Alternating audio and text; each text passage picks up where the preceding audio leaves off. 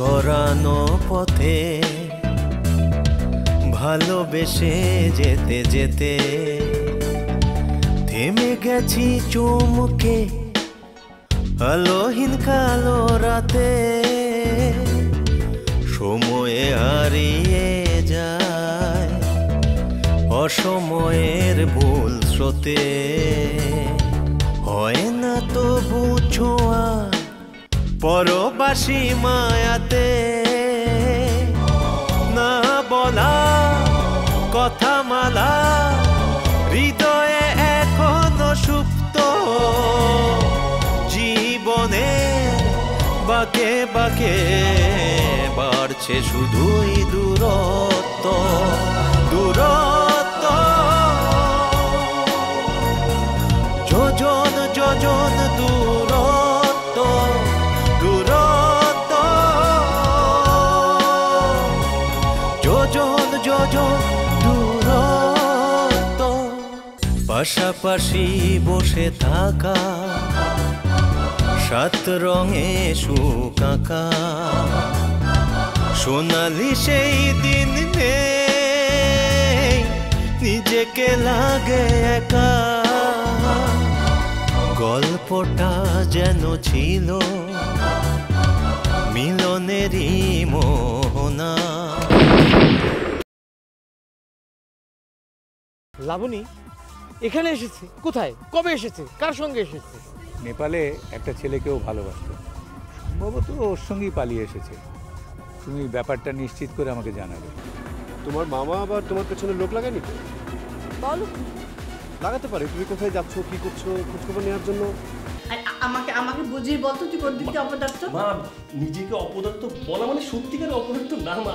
আমি তোর পক্ষ নেব, কিন্তু বিনিময়ে তোকে একটা কাজ করতে হবে। কি কাজ? কাজটা হচ্ছে, তার মানে তুমি বলতে চাচ্ছ লাবণী উচ্চশিক্ষা নীতি এদেশে এসেছে, তার অন্য কোনো উদ্দেশ্য নেই? একদম ঠিক বলেছেন চাচা, আর কোনো উদ্দেশ্য নেই। আমাদের দেশের মানুষের প্রতি আপনার বিশ্বাস কম সেটা আমি বলবো না, তবে ধারণা কম সেটা বোধহয় বলা ঠিক হবে। তুমিও তো তাদেরই একজন। জি না, আমি একটু ব্যতিক্রম। বাংলার বুকে উদ্যত ঢেলে ঘরে ঘরে তাই প্রস্তুত প্রতিরোধ। চির দুর্মর খাতপতি ব্যারিকেড, রক্তের দিন রক্তেই হবে শোধ। এই প্রতিজ্ঞা নাড়া দেয় জনতাকে, জাগে প্রত্যয় প্রতিটি শহরে গ্রামে। সব সংখ্যায় উত্তরণের ডাকে বাঙালি শোনিত প্রস্তুত সংগ্রামে। কোনখানে কেউ বিমর্ষ নয় থেকে নয় শিকার সাধ্য রোগে বাংলার জয়। তোমার আবৃত্তির কণ্ঠ তো খুব সুন্দর, ভালো। জি স্যার। তোমার বাড়ি কোথায়? জি রাজশাহীতে। আপনি? আমার কিশোরগঞ্জে। ও কিশোরগঞ্জ। আমাদের মুক্তিযুদ্ধে তো কিশোরগঞ্জের মানুষদের অনেক অবদান আছে। বাংলাদেশের মুক্তিযুদ্ধের ইতিহাসে তাদের নাম স্বর্ণাক্ষরে লেখা থাকবে। তোমার আবৃত্তির কণ্ঠ কিন্তু খুব সুন্দর, গলাটাও ভরা। আমিও একসময় আবৃত্তি করতাম। হ্যাঁ জি স্যার, সেটা আপনার কথা শুনে বুঝতে পেরেছি। আসলে যারা আবৃত্তি করে তাদের প্রনাউন্সিয়েশন সাধারণ মানুষের তুলনায় একেবারে আলাদা। হ্যাঁ। তুমি কি করো? জি স্যার, বলতে পারেন না কিছু করি না, বেকার। এই দেশে এসেও বেকার নাকি বেড়াতে এসেছো? না স্যার, কাজের জন্য এসেছিলাম। কাজও পাওয়া যায়, কিন্তু যে কাজ করে আনন্দ নেই সে কাজ আমি করতে পারি না। আচ্ছা, তোমাকে আমি যদি একটা তোমার মনের মতো কাজ দিই, তুমি করবে? অবশ্যই অবশ্যই করবো স্যার। তোমার সিভি নিয়ে আমার অফিসে দেখা করো। এই আমার card. Thank you so much sir. আসসালামু আলাইকুম স্যার, আসি।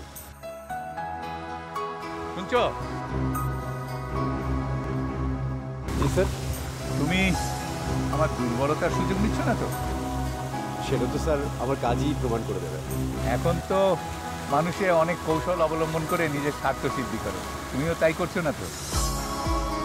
স্যার, মানুষ কিন্তু জন্মগতভাবেই স্বার্থপর। আর স্যার, এই যে আপনি দেশ ছেড়ে বিদেশে এসে এত বড় একটা অর্গানাইজেশন করেছেন, সেটা কি আপনার স্বার্থ নয়? সরি স্যার, ছোট মুখে বড় কথা বলে ফেললাম। আসলে স্যার আমাদের বদ অভ্যাস, মানে আমরা নিজেরা নিজেদের সমালোচনা না করে অন্যদেরকে ঈর্ষান্বিত হয়ে আর কি। তুমি অকপটে সত্য কথাটা স্বীকার করে আমি খুব খুশি হলাম। আমি মাঝে মাঝে এখানে আসি। হ্যাঁ, আমি একজন মুক্তিযোদ্ধা। সেখানে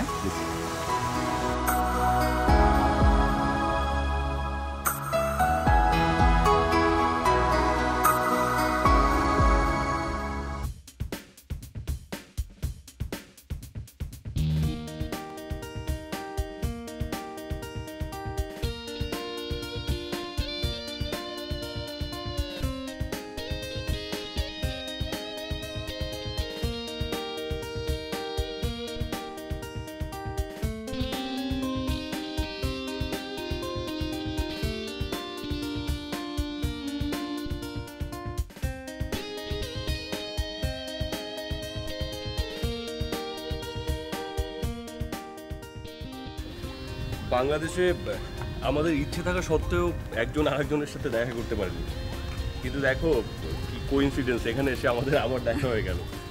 এখানে কেউ কিছু বলার নেই, দেখার নেই। সেজন্যই কি দেশ ছেড়ে এখানে চলে এলে? না, আসলে দেশে না আমি একটা চক্রান্তের মধ্যে পড়ে গিয়েছিলাম। এত দ্বন্দ্ব, এত বিবাদ, কলহ, এসব না আমার একদম ভালো লাগে না। কিন্তু এর মধ্যেও কিন্তু অনেক মানুষ বেঁচে আছে, বাস করছে। হ্যাঁ, যারা পারে, কিন্তু আমার জন্য না এটা খুবই সমস্যা হয়ে গিয়েছিল। মানে আমার পক্ষে এটা একেবারে সম্ভব ছিল না। এই জন্যই হয়তো তুমি আমি কেউ এখানে টিকতে পারলাম না। আসলে আমার কি মনে হয় জানো, তোমার সাথে আমার দেখা না হয় ভালো ছিল। এসব কথা কেন বলছো? না মানে তোমাকে দেখে সেই পুরনো দিনের স্মৃতিগুলো আবার মনে পড়ে গেল। হারিয়ে গিয়েছো? হারানোকে খুঁজে পাওয়ার মধ্যে আমার মনে হয় সুখ আছে। সুখ যে আমিও পাইনি তা কিন্তু নয়। তোরই আমরা একজন আরেকজনের অনেক কাছাকাছি পৌঁছে গেছি, তাই না? আমাদের মধ্যে একটা দেয়াল আছে। সেই দেয়াল কি টপকানো যায় না? সৈনিকেরা যখন ট্রেনিং নেয় তখন তারা প্রতিদিন দেয়াল টপকানোর ট্রেনিং নেয়। ট্রেনিং কমপ্লিট হয়ে গেলে ওদের আর দেয়াল টপকাতে হয় না। কিন্তু আমাদের সেই দেয়ালটা প্রতিদিন টপকাতে হবে। সেই কঠিন দেয়াল প্রতিদিন টপকানো ঠিক হবে না। আমি ঠিক তোমার কথার উত্তর খুঁজে পাচ্ছি না। কিন্তু আমি সেই কথার উত্তর অনেক আগেই জেনে নিয়েছি। কোথায়? তোমার অভিভাবকের সাথে কথা বলে। কিন্তু আমাদের যে ভালো লাগা, তা শুধুমাত্র বন্ধুত্বতেই সীমাবদ্ধ থাকবে।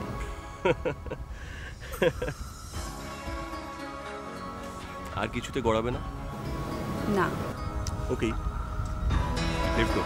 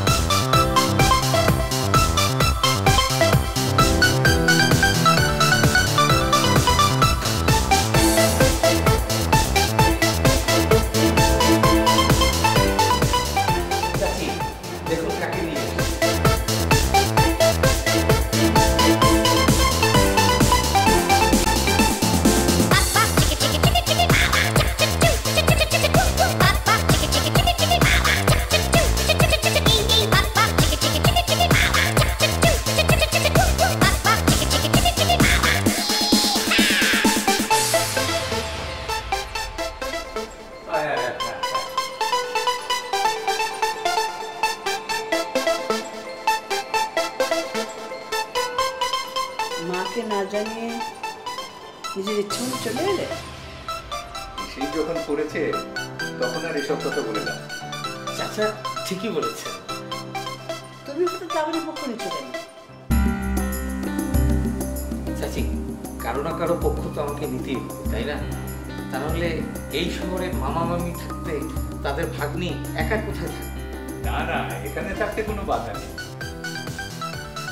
আমার চাচি সে কথা বলছে না। মানে এটা তো মা, তাই মায়ের পক্ষ নিয়েছে, আর সেটাই তো স্বাভাবিক। কি বলো? আমি উচ্চশিক্ষা নিয়ে মাকে দেখাবো, ছেলেদের মতো মেয়েদের উচ্চশিক্ষার প্রয়োজন হয়। এরপরে তার কোনো কথা চলে না, তাই না? সেটা তো ফৌজিকে বুঝে বললে আসলেই তো হতো নাকি? চাচি, আপনি বোধহয় শোনেননি। ফুপু চেয়েছিল ও বিয়ে করে তারপরে যেন লেখাপড়া করে। বিয়ের পরে সাধারণত মেয়েদের লেখাপড়া হয় না। চল যাও, তুমি ওকে ওর ঘরটা দেখি। জি জি চাচা।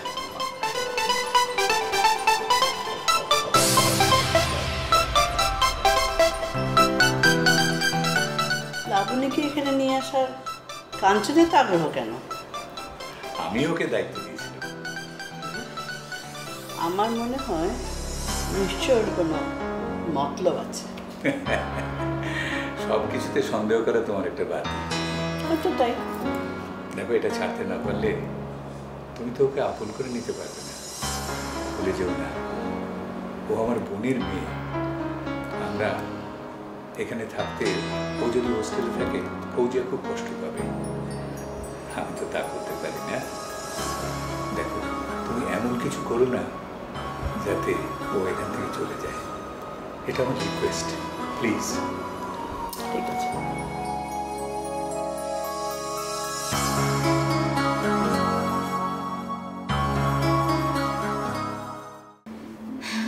মামির কথাবার্তা শুনে মনে হচ্ছে এখানে বেশি দিন স্টে করা যাবে না। বললেই হলো, একবার যখন ঢুকে পড়েছিস তোকে কে বের করে?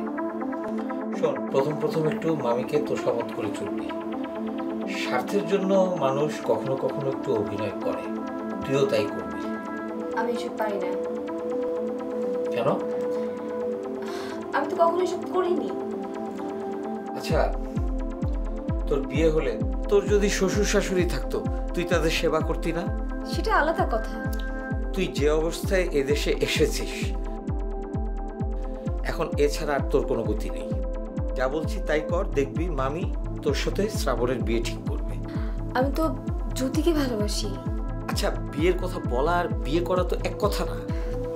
তোমার কথা কিন্তু আমি খুব মিস্টিরিয়াস লাগছে। একটু mysterious, but it won't last long. আচ্ছা, তোমার কথা আমি কোনো বিপদে পড়বো না তো? আরে বিপদ কি এত সহজ? শোন, মামা মামির কথা শুনলে তুই জ্যোতিকে পাবি, কথাটা মনে রাখিস। আমি এবার একটু ওদিকে যাই।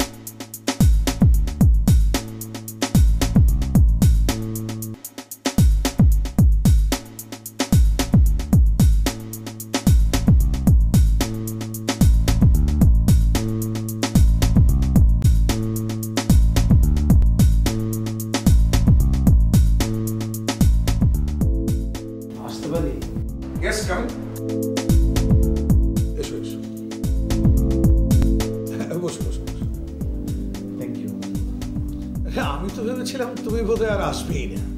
হ্যাঁ, কথা যেহেতু দিয়েছি আর আপনি যেহেতু বলেছেন না এসে পারি আমি। এনিওয়ে, এই বায়োডাটা এনেছো? জি প্লিজ নিন না।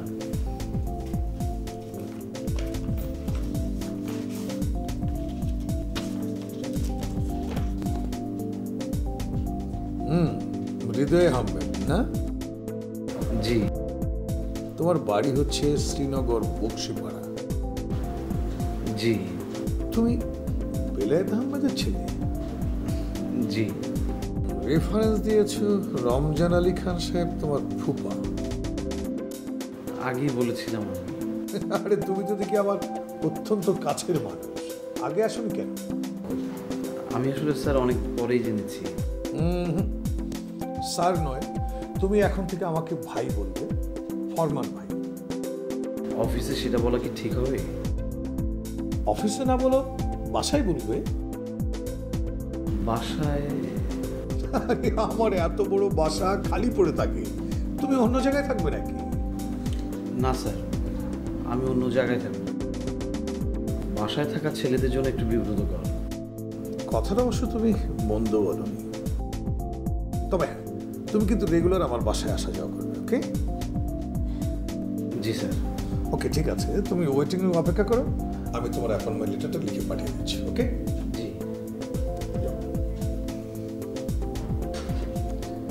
মিস পিঙ্কি, একটু আমার রুমে আসো, ওকে?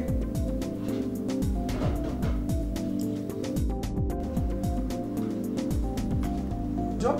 Yeah. Oh, thank you. Listen. Now we have to do one thing. This is the biodata. You see, the boy came for a job. You do one thing. You make an appointment later for this boy. Okay? Okay. Thank you.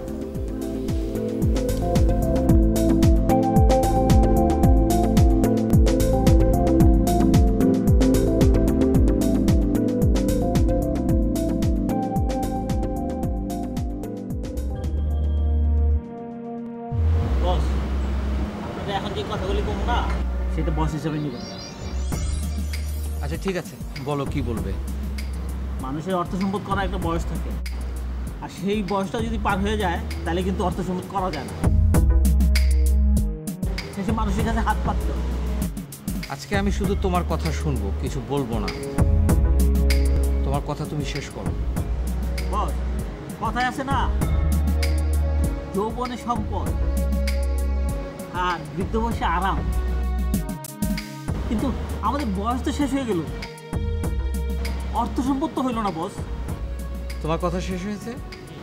জি বস। শোনো, তোমাকে আমি একটা কথা বলি। সম্পদশালী এই পৃথিবীতে সবাই হয় না, অধিকাংশ মানুষই থাকে গরিব। বিষয়টা অনেকটা ভাগ্যের উপর নির্ভরশীল, বুঝতে পেরেছ? এই যে মনে করো তুমি আমি গত কয়েক বছরে বড়লোক হওয়ার কি কম চেষ্টা করেছি, কিন্তু হতে পেরেছি না। এজন্যই লোকে বলে সবার ভাগ্যে সবকিছু হয় না। আমাদের অবস্থাও অনেকটা তাই। তাহলে আমরা শেষ বয়সে কি করব? শোনো, উপরওয়ালার কথা কখনো মানুষকে ভাবতে হয় না। আরে বস, সেটা তো ভালো মানুষের বেলা, আমরা তো ভালো মানুষ না। উপরওয়ালার কাছে সবাই সমান। তাহলে আর ভাবো না। তোমার যদি খুব বেশি সমস্যা হয়, কাজের দরকার হয়, তাহলে আমাকে বলো, আমি তোমাকে একটা ফ্যাক্টরিতে ঢুকিয়ে দিচ্ছি। বস, যে হাত মুখ মারে সে হাত কখনো লোহা পিটা না। সাবাস, এই তো তোমার অনেক বুদ্ধি হয়েছে। বস, বয়স বাড়লে বুদ্ধি বাড়ে, কথাটা মনে নেই বস? শোনো, বয়সের কথা যখন বললে তখন তোমাকে একটা কথা বলি। এখন একটা মেয়ে দেখো, বিয়ে করো। বস, নিজের বউ নিজে দেখান যায়? দেখান যায়। এক কাজ করেন বস, আপনার বউ আমি দেখি আর আমারটা আপনি দেখেন। আচ্ছা ঠিক আছে, চা খাও।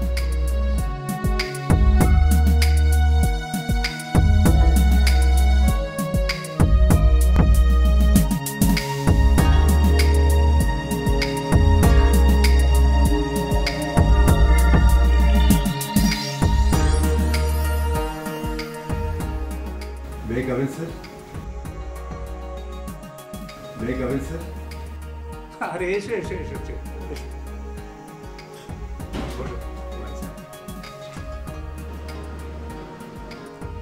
আমি তো ভেবেছিলাম তুমি আসবেই না। স্যার, আপনি আমাকে ডেকেছেন, আমি না এসে পারি? আচ্ছা, এত জায়গা থাকতে তুমি সেদিন ওই স্মৃতিসৌধে গিয়েছিলে কেন? ভেঙে গেছে এই মন, সবই যেন ছলনা, না বলা কথা মালা হৃদয়ে এখনো সুপ্ত, জীবনে বাকে বাকে বাড়ছে শুধুই দূরত্ব, দূরত্ব। যোজন যোজন দূরত্ব, দূরত্ব। যোজন যোজন